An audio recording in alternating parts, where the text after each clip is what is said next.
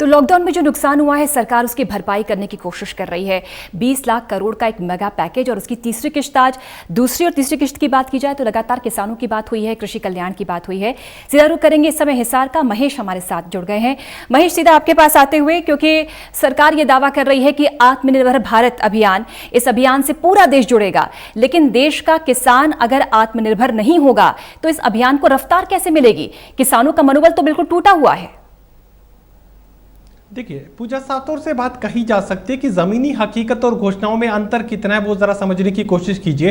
प्रधानमंत्री सम्मान योजना के तहत पूरे देश में यह जिक्र किया गया कि किसानों को पेंशन दी जाएगी, लेकिन क्या आप इस पर यकीन करेंगे कि सिर्फ 20% हरियाणा के संदर्भ में अगर आंकड़ों को समझने की कोशिश करें तो जो ग्राउंड रियलिटी निकलकर सामने आई उसमें यह कहा गया कि सिर्फ और सिर्फ हरियाणा में 20% किसानों को ही जो प्रधानमंत्री सम्मान योजना है उसका फायदा मिल पाया और करीब 2000 रुपए जो है चुनाव के वक्त में डाले गए थे। उसके बाद तमाम किसान इंतजार करते रहे कि आखिर जो चुनावी रेवड़ियां बांटी गई थी वो आखिर दोबारा से कब मिलेंगी, और वो भी सिर्फ 20% किसानों को मिली। उसके बाद बीच में चुनाव आ गए और चुनाव के बाद आगे की किश्त का इंतजार तमाम किसान कर रहे हैं। ये प्रधानमंत्री किसान सम्मान योजना का हाल है। उसके बाद सरसों की जो बिक्री है वो किसान करने के लिए अनाज मंडियों तक पहुंचते हैं। उसके बाद जो हकीकत सामने आती है, और हर बार ऐसा नहीं है कि इस बार, हर बार जब फसल बेचने किसान पहुंचता है तो जो सरकार का घोषित मूल्य है और जो किसान जिस कीमत पर अपनी फसल को बेचता है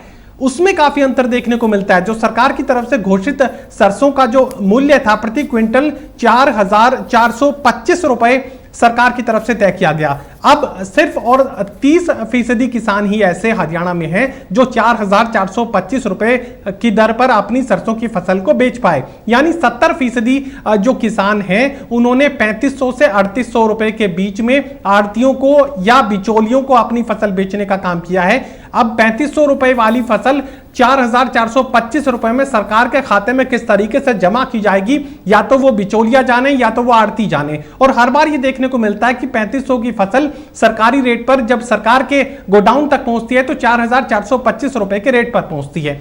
हरियाणा की सरकार की तरफ से दावा यह किया गया कि 72 घंटों के भीतर किसान अगर अपनी फसल पहुंचा देता है गोडाउन तक, आड़तियों के जरिए वो पहुंचती है, तो 72 घंटों के भीतर किसानों को उनकी गेहूं की फसल का जो कीमत है वो मिल जाएगी। लेकिन जमीनी हकीकत क्या है कि 20-20 दिन, एक महीना किसानों की फसल को हो चुका है, उनकी फसल जो है सरकार के पास पहुंच चुकी है, लेकिन अभी तक जो रकम की अदायगी है वो नहीं हो पाई है।